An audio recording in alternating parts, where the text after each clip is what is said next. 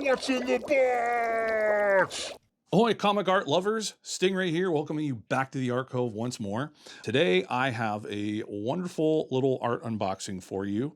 This one kind of surprised me. It was unexpected, but it got here quicker than I anticipated. This is my latest Heritage win. So it's kind of an interesting piece. It's an older piece at this point.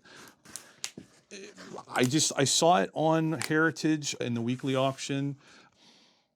It's a cool piece by an artist that I love and don't currently own any art from, so I thought it would be fun to see what it would go for. And then it was fairly affordable. It went for less than I kind of thought it would, and so I went for it, and I managed to win it for what I thought was a pretty reasonable price. So, and Heritage shipped it out really quickly, and it got here very fast. So I am excited to check this out. Please examine all packing materials carefully. Yeah. Okay, there's my invoice. So this one is pretty cool. I don't know how many of you will recognize the book that this is from. This is a piece of published art. Ooh. Oh.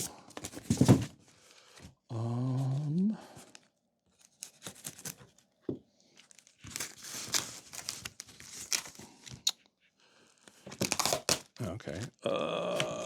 Get rid of that.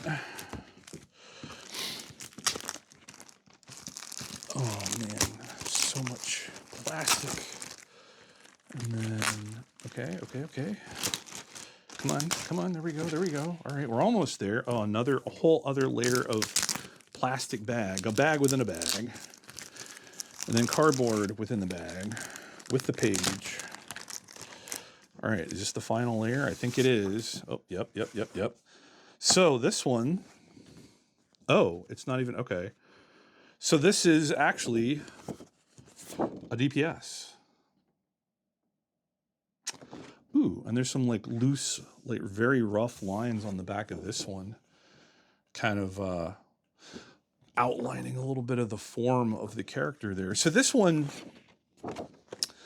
is pages 2 and 3 from Superstar as seen on TV. This is a one-shot that came out in the very early 2000s, and I have it upside down here. It actually goes like that.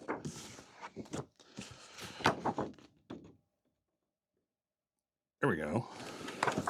This came out in I think it might have been 2000 or 2000. It wasn't any late. I don't think it was any later than 2003, but I think it might have been 2000. I'd have to double check. This was a one-shot book written by Kurt Busiek and drawn, if you couldn't tell, by the incredibly talented Stuart Immonen. And this book was a one-shot that came out from Guerrilla Comics. I don't know if anybody remembers Guerrilla, but Guerrilla was an imprint at Image, kind of like Skybound, right?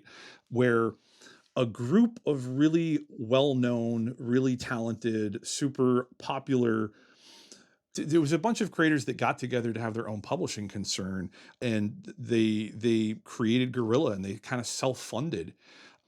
So Kurt Busiek had this book with Stuart Immonen. They had another one, I think was also art by Stuart Immonen, called Shock Rockets, which was like a mini series that they did, some kind of futuristic, very Voltron-y Power Rangers, kind of like a team thing where they all had vehicles. I don't think they like formed into a robot or anything. I don't remember. It's been a long time since I read them. Carl Kessel and Tom Grummett did a book called Section Zero, I think it was called.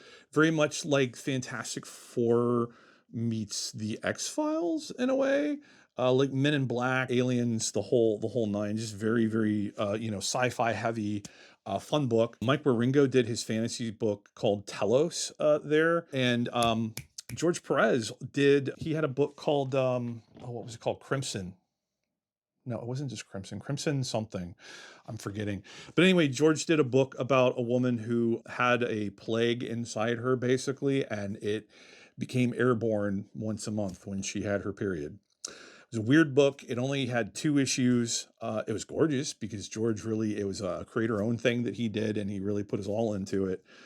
A lot of fun, but only 2 issues of it. And then there was the other one. Mark Waid and Barry Kitson did what are called Empire, which was basically a mini series about, like, imagine, like, what if Doctor Doom successfully took over the world?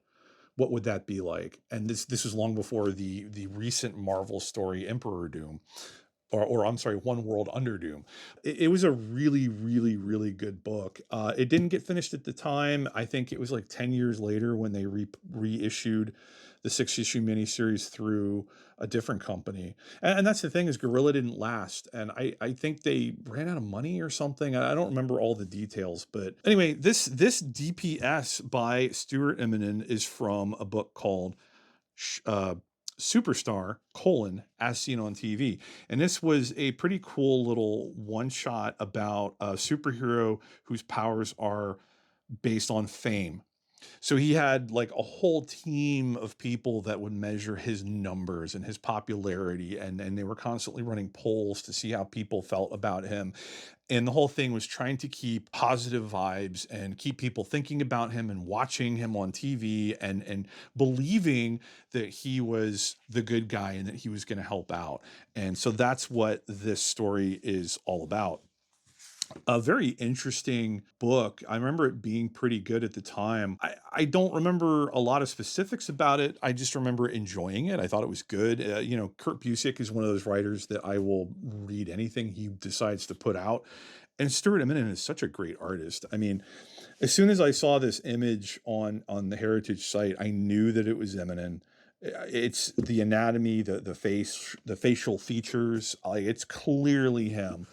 Like, this is just really, really, really cool. And this is such a great, just heroic image of this character who I pretty sure he's just called Superstar. I don't remember what his secret identity might have been.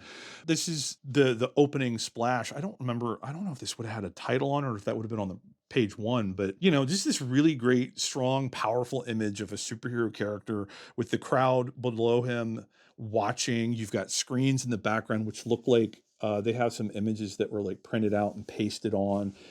Maybe they were printed on some Zipatone there, or the zip was put over it. I'm not sure which, but just a really great, like, heroic image, and it's very clearly Eminem art, and that's really cool. I didn't own anything from Eminem before this, so this is my first Eminem piece, and I just, I know it's not like from his run on Avengers or Spider-Man or anything like that, but this is still just a really, really cool DPS. And like I said, I got it for what I thought was a pretty darn good price.